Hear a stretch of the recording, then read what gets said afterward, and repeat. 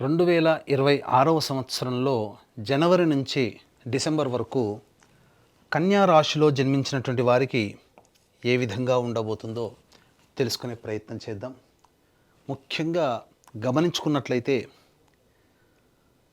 ఈ సింహరాశి, మిథున రాశి, కర్కాటక రాశి వీళ్ళందరికంటే కూడా ఈ కన్యా రాశి వారికి దాదాపుగా 10 నెలల పాటు ఈ గురువు యోగించబోతున్నాడు.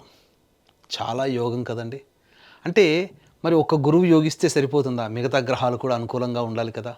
మిగతా గ్రహాలైనటువంటి శని ప్రభావం ఏంటి, రాహు ప్రభావం ఏంటి, కేతుగ్రహం ఏంటి, కుజుడేంటి, రవి ఏంటి, అసలు 10 నెలల పాటు యోగిస్తే అంతా ఆనందమే కదా.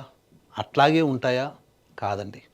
గురువు యోగిస్తాడు, కానీ మిగతా గ్రహాలు శాసిస్తాయి.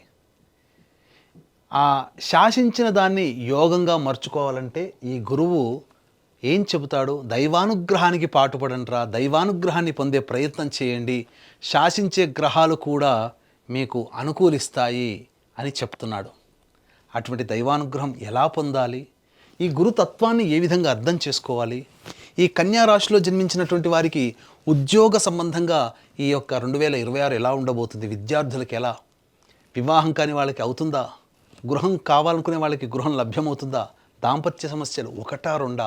అనేక రకాలైనటువంటి, ముఖ్యంగా వ్యాపారం, అనేక రకాలైనటువంటి సమస్యలకి ఈ కన్యా రాశి వారికి 2026లో ఏ విధంగా ఉండబోతుందో తెలుసుకునే ప్రయత్నం చేద్దాం.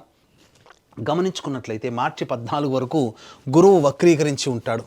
ఈ కారణం చేత నవమ రాశి ప్రభావము చేత గురువు అనుకూలంగా ఉండడం, ముఖ్యంగా ఈ గురువు మార్చి 14 వరకు వక్రీకరించి మిథున రాశిలోనే సంచారం చేస్తున్నటువంటి కారణం చేత ఆలోచన అంతా గొప్పగా అనుకూలిస్తుంది. మీరు ఏదైతే ఆలోచిస్తారో అవన్నీ కూడా ఆలోచించినది మీకు ఫలితంగా కనబడుతుంది. అంటే అనుకున్నది జరిగే అవకాశాలు ఎక్కువగా ఉంటాయి. అంతేకాకుండా ఈ మార్చి 14వ తారీఖు వరకు కూడా నూతన వ్యక్తులు పరిచయం అవుతారు.